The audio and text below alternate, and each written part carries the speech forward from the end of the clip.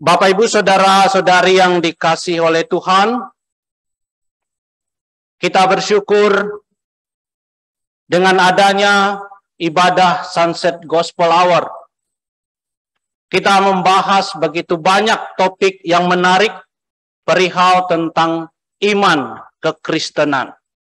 Dan kita bersyukur di bulan ini kita membahas tentang pengajaran atau ajaran tulip yang kita percayai bahwa dan kita pegang di dalam gereja kita yang sesuai dengan firman Tuhan. Di 2 minggu yang lalu kita sudah belajar tentang sejarah singkat, atau minggu lalu kita belajar tentang sejarah dari tulip. Dan di sore hari ini kita akan belajar tentang poin yang pertama dari tulip, yaitu total depravity. Total depravity. Nah, pengajaran ini tentu kita akan melihat dari kebenaran firman Tuhan. Apa yang firman Tuhan ajarkan tentang kondisi kita manusia di hadapan Tuhan. Tentu firman Tuhan yang barusan kita baca di dalam Roma pasal 3 ayat 23. Di sini Rasul Paulus menekankan atau bahkan memberitahukan kepada kita kondisi kita manusia di hadapan Tuhan. Bahwa karena semua orang telah berbuat dosa dan telah kehilangan kemuliaan Allah. Kondisi di mana manusia, keadaan manusia yang begitu rusak, bobrok secara sepenuh-penuhnya. Nah, makanya kita sampai kepada sebuah pengertian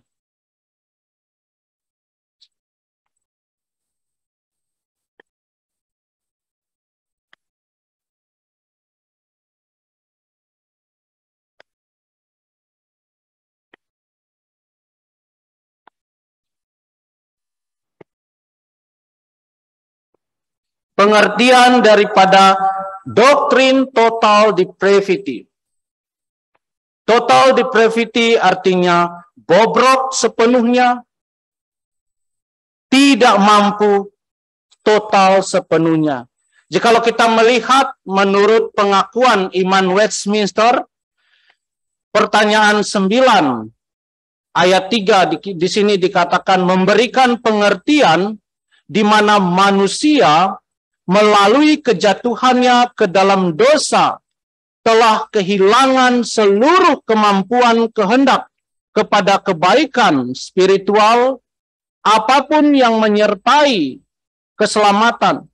Sebagai manusia alamiah yang menolak kebaikan dan mati di dalam dosa, tidak mampu mempertobatkan diri sendiri, maupun menyiapkan diri untuk itu dengan kekuatan sendiri.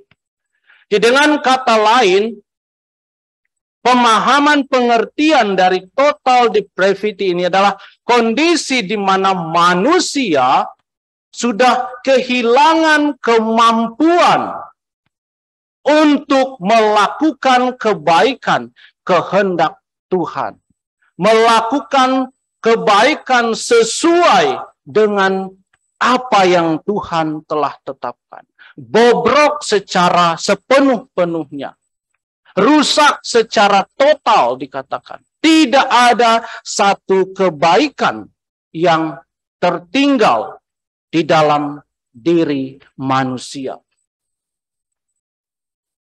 Tentu kita bertanya, apa yang menyebabkan manusia begitu bobrok, begitu rusak sepenuh-penuhnya? Jikalau kita melihat penyebab utama dari kerusakan total ini masuk ke dalam diri manusia, yaitu disebabkan oleh karena dosa. Karena ketidaktaatan manusia kepada perintah Allah, manusia jatuh ke dalam dosa. Tentu kejadian yang sangat tragis yang kita baca di dalam kitab Kejadian pasal 3 memberitahukan kepada kita cerita yang begitu mengerikan tentang sebuah peristiwa bagaimana manusia jatuh ke dalam dosa karena ketidaktaatan mereka kepada perintah Tuhan. Manusia diciptakan oleh Tuhan menurut gambar dan rupa Allah. Manusia diciptakan sempurna, tanpa ada dosa, tanpa ada kesalahan. Dan Tuhan memberikan sebuah perintah kepada mereka, memberikan kehendak bebas kepada mereka. Manusia diciptakan oleh Allah bukan seperti robot yang tidak memiliki kehendak. Dan Tuhan memberikan kehendak bebas kepada manusia.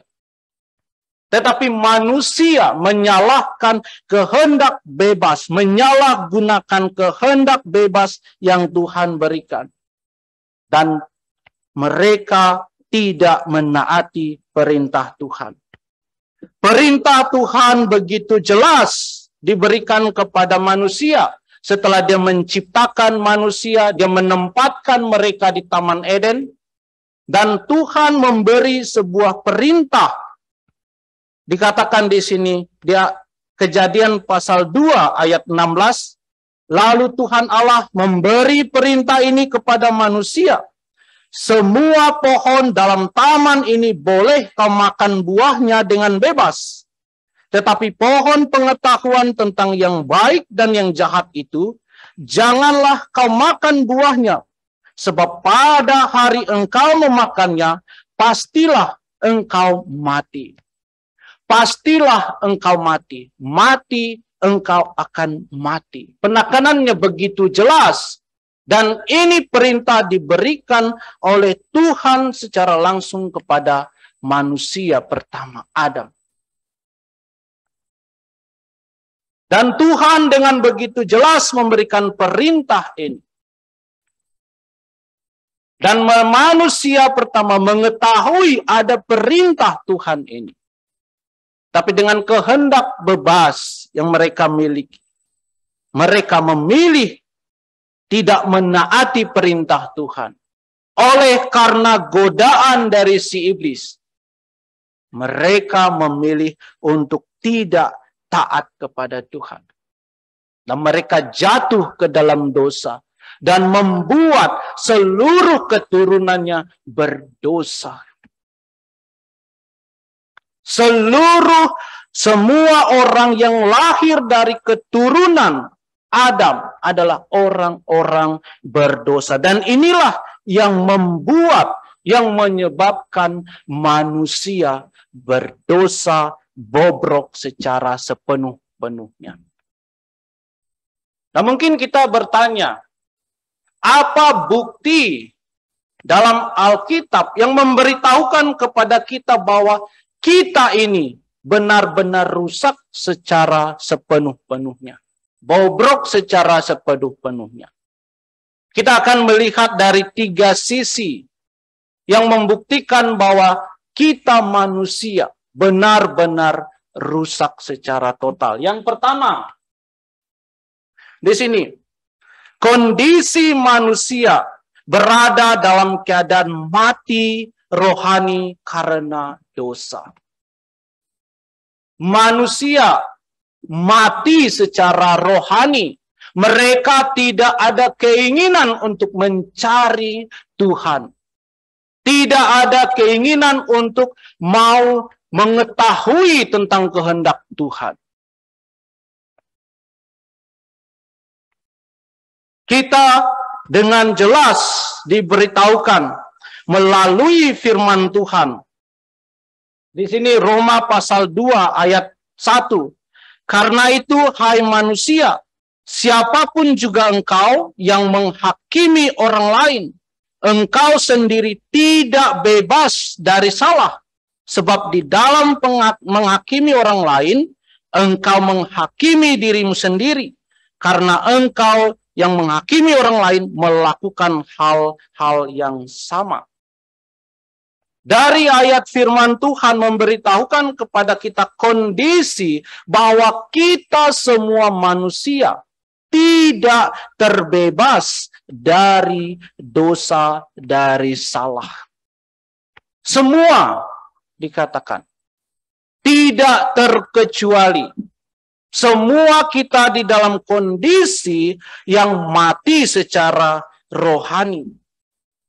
Bahkan di dalam kitab Efesus juga dikatakan, Efesus pasal 2 ayat 12, bahwa waktu itu kamu tanpa Kristus tidak termasuk kewargaan Israel dan tidak mendapat bagian dalam ketentuan-ketentuan yang dijanjikan, tanpa pengharapan dan tanpa Allah di dalam dunia. Kondisi manusia, keadaan manusia terpisah dari Allah. Hati mereka sudah mati secara rohani. Manusia di luar Kristus adalah manusia yang telah mati di dalam dosa. Jikalau kita membaca di dalam kitab Roma pasal 8 ayat 2 dikatakan bahwa roh yang membawa hidup di dalam Kristus Yesus telah memerdekakan. Nah, adanya kata hidup di sini membuktikan bahwa dia tadinya mati. Karena jika tidak, bagaimana mungkin orang yang hidup secara jasmani diberikan hidup oleh roh? Nah, bukankah hidup di situ menunjukkan kepada hidup secara rohani? Dengan demikian, bukankah hal ini berarti bahwa kita dulu mati secara rohani? Nah, di dalam Roma pasal 8 ayat 9 dikatakan bahwa kamu hidup dalam roh jika roh Allah diam di dalam kamu. Nah, bukankah hal ini berarti bahwa orang yang belum lahir baru, dilahirkan kembali, yang belum mempunyai Roh Kudus, di dalamnya dia adalah orang mati? Mati secara rohani.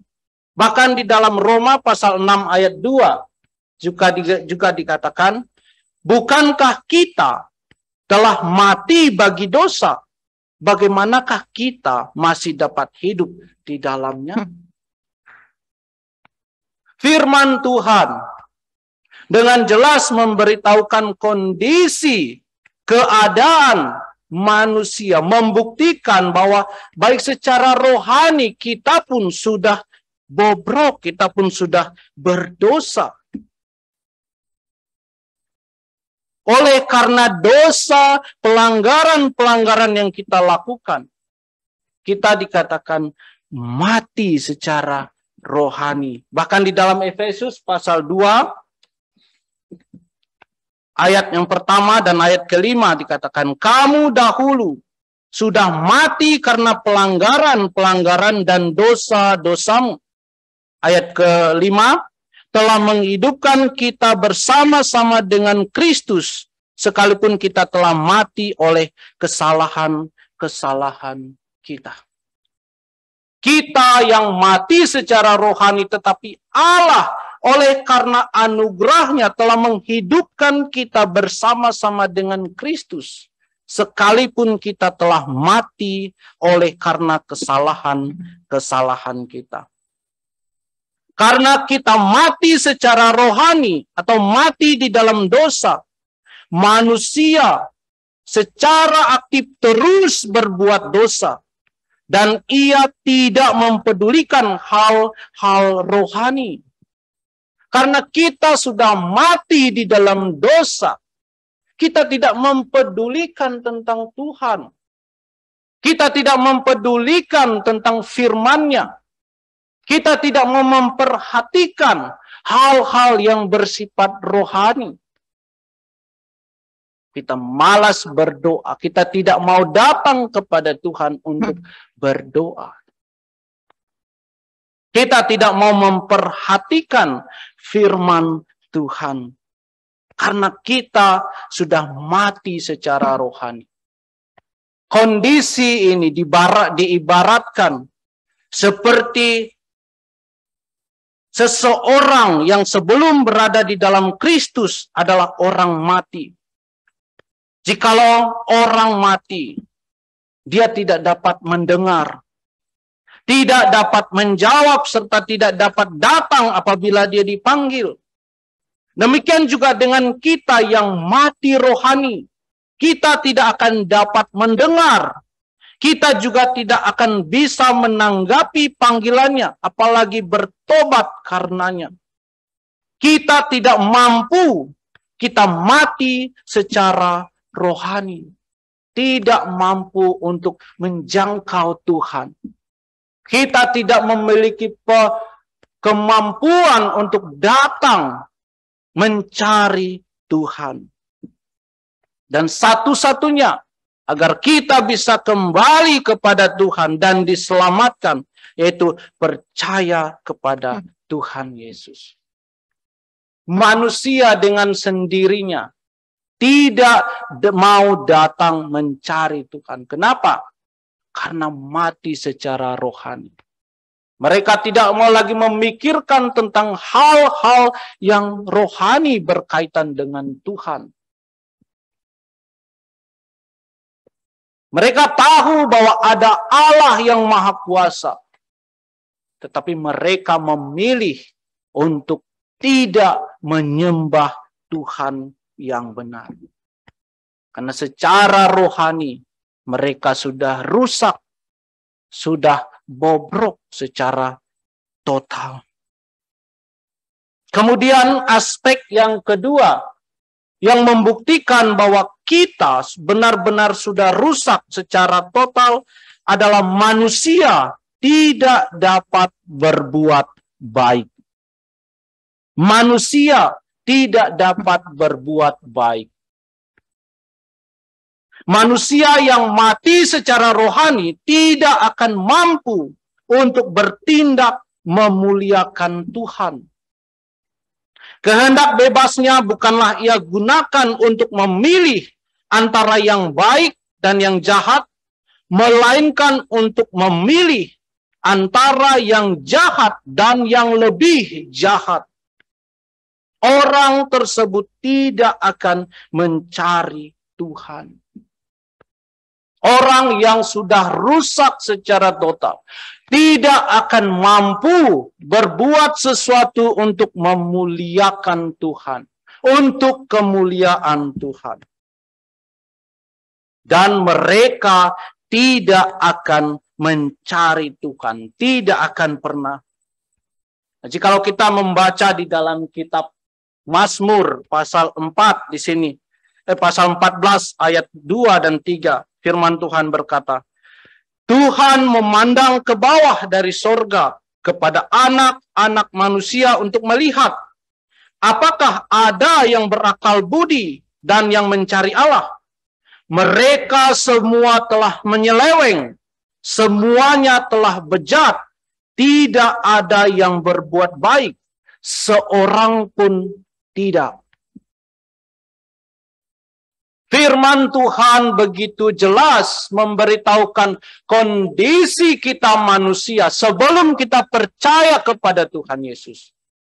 Bahwa kondisi di mana kita tidak akan pernah mencari Tuhan. Bahkan tidak ada yang berbuat baik. Semua telah menyeleweng, firman Tuhan mengatakan.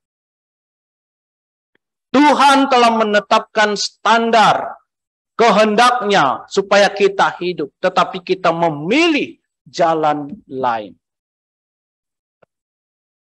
Tuhan menetapkan supaya kita hidup kudus di hadapannya, tetapi kita memilih untuk melakukan hal-hal yang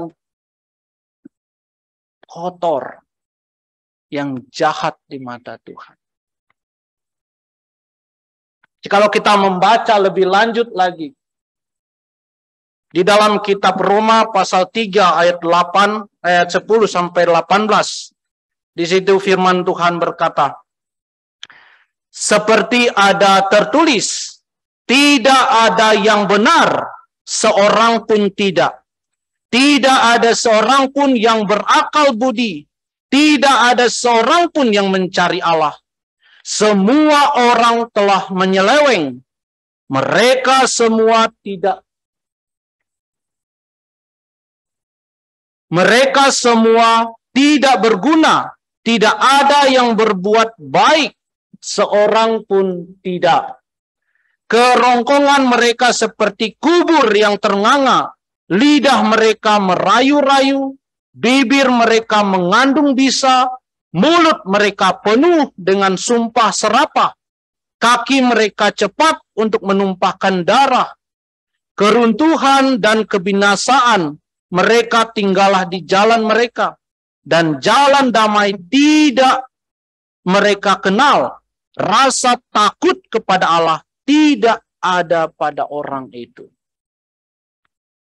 Firman Tuhan kembali memberikan kita sebuah penjelasan tentang kondisi kita manusia yang begitu rusak, di mana kita tidak akan pernah mencari Tuhan, tidak mampu untuk melakukan hal yang menyenangkan hati Tuhan. Seorang pun tidak.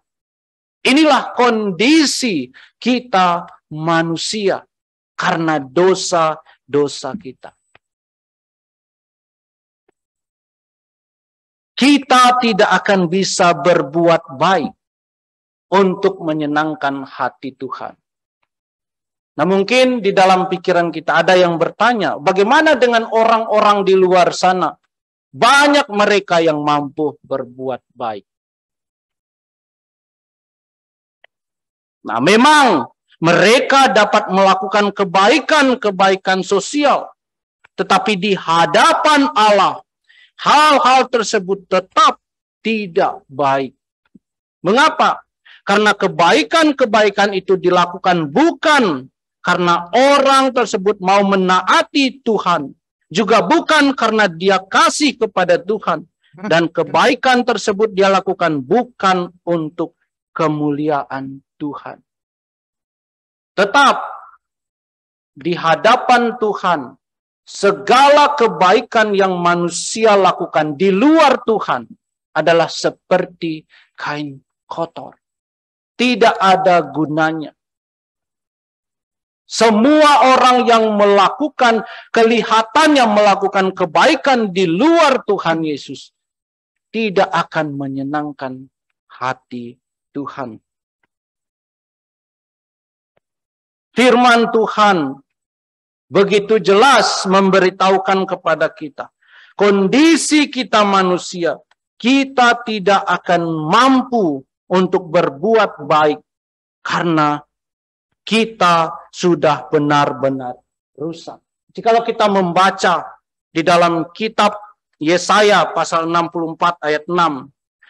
Demikianlah kami sekalian seperti seorang najis, dan segala kesalahan kami seperti kain kotor. Yesaya sendiri yang menulis kitab ini, oleh karena dorongan Roh Kudus, dia memberitahukan tentang kondisi kita bahwa kami sekalian, termasuk juga Yesaya, seorang nabi, dia mengakui tentang kondisinya sama seperti seorang najis dan segala kesalehan kami seperti kain kotor, dikatakan.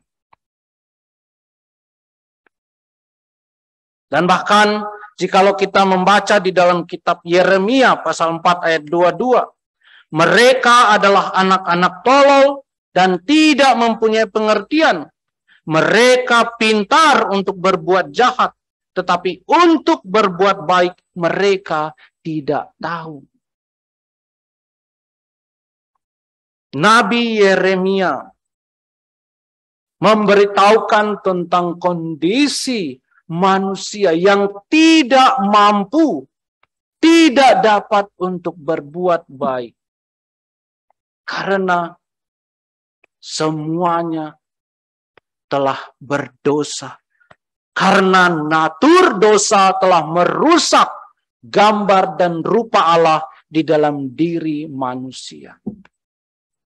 Karena inilah kita percaya bahwa kehendak bebas manusia tidaklah benar-benar bebas dalam artian tidak tergantung kepada Tuhan dan bebas untuk melakukan apa saja yang dia mau, melainkan bebas sesuai dengan sifat-sifatnya. Tuhan menciptakan kita dan memberikan kita kehendak bebas untuk melakukan kehendaknya, melakukan apa yang baik bagi kemuliaan Tuhan.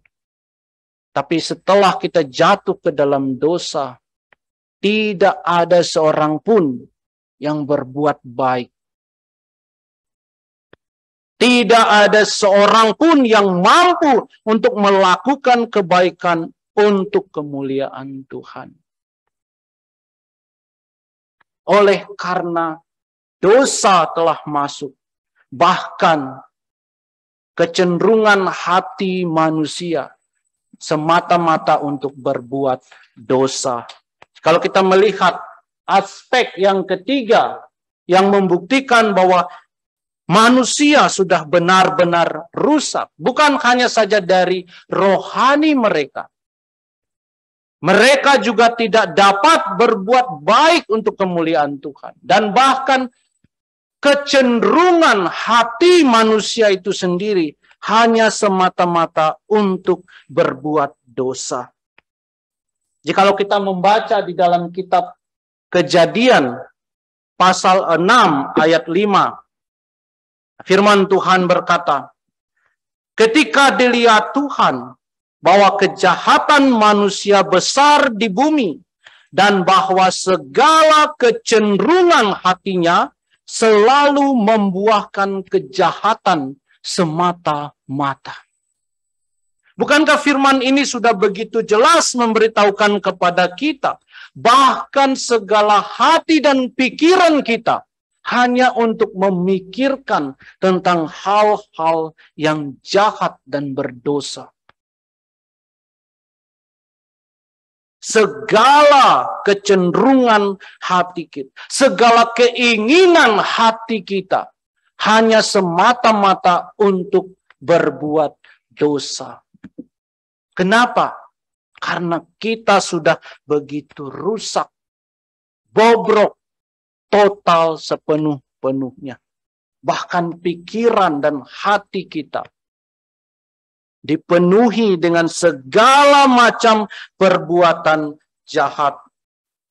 Bahkan jikalau kita membaca di dalam kitab Ayub pasal 15 ayat 6, firman Tuhan berkata, lebih-lebih lagi orang yang keji dan bejat yang menghirup kecurangan seperti air. Bahkan digambarkan orang yang bejat dan keji menghirup kecurangan seperti air dikatakan.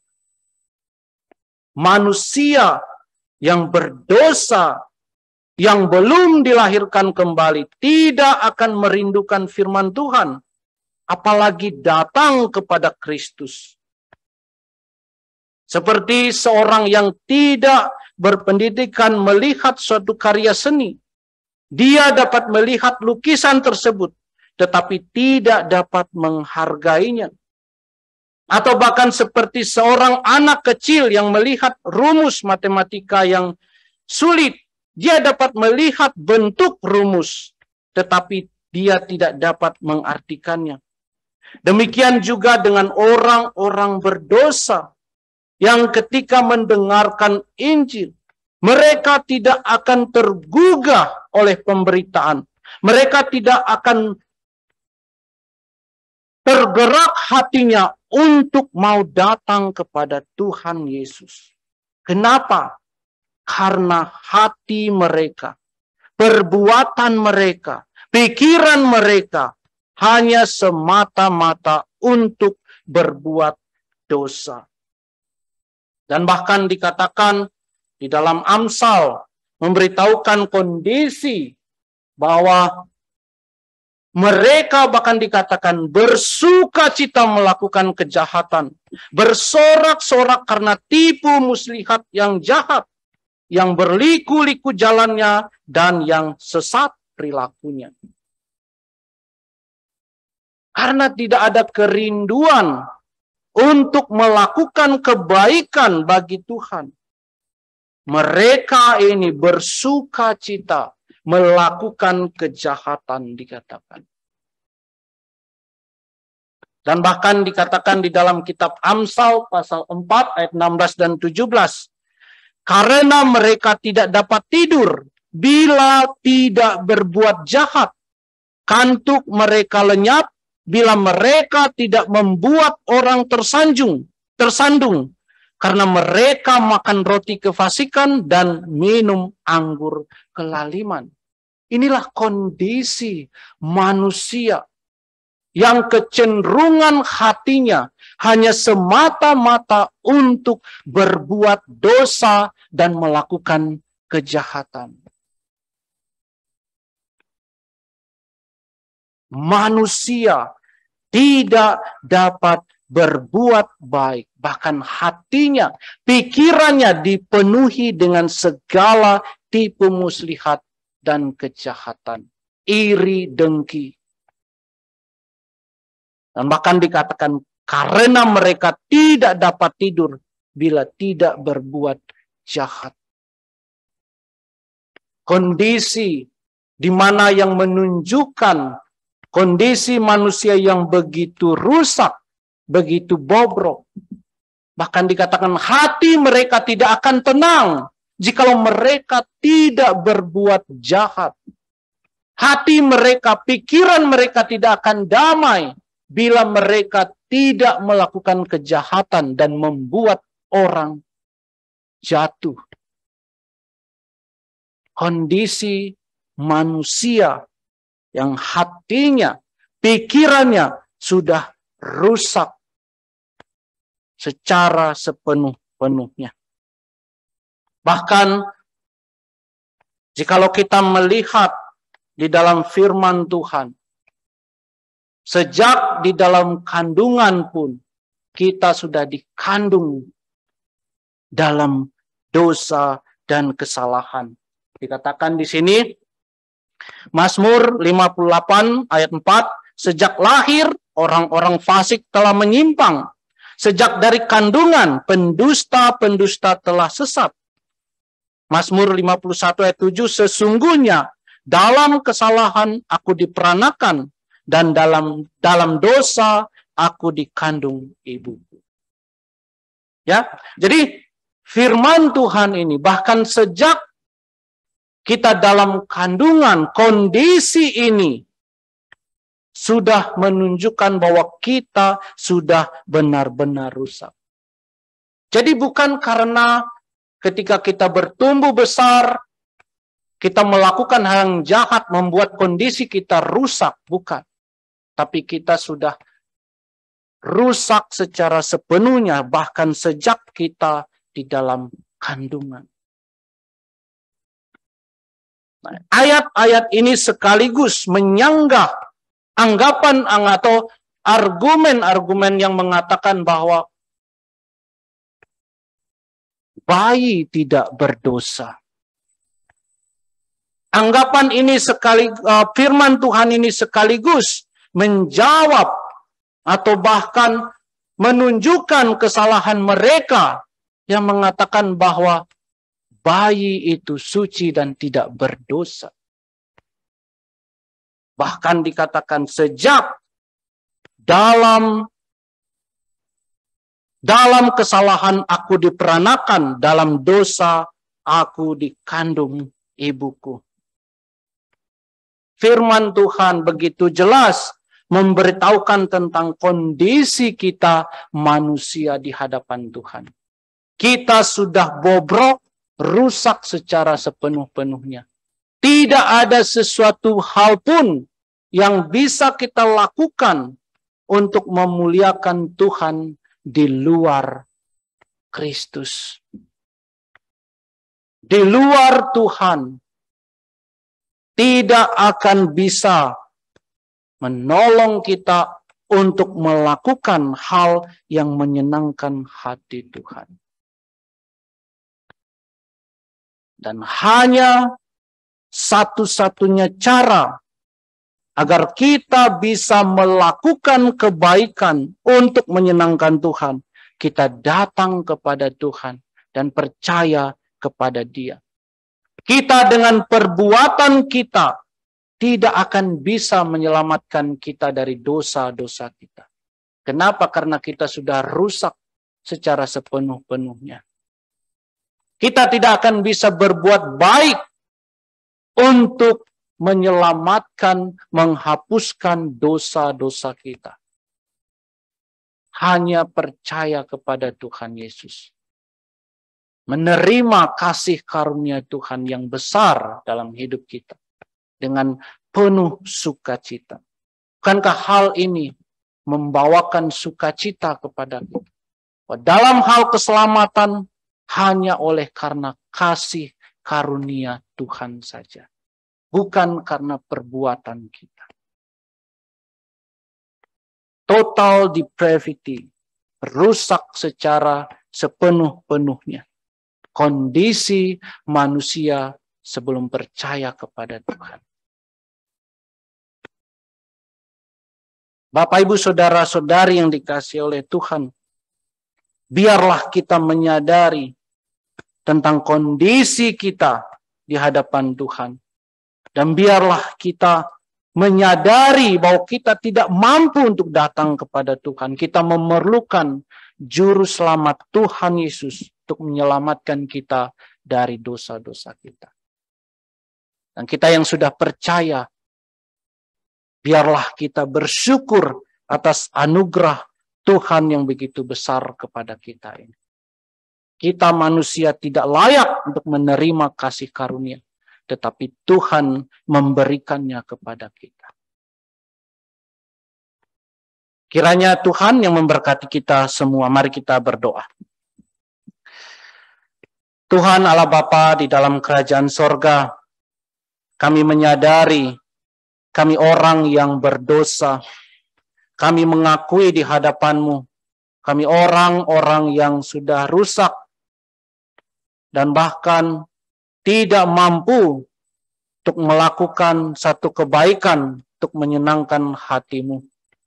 Kami mengakui kami tidak mampu untuk berbuat satu kebaikan pun untuk menyelamatkan kami dari dosa-dosa kami.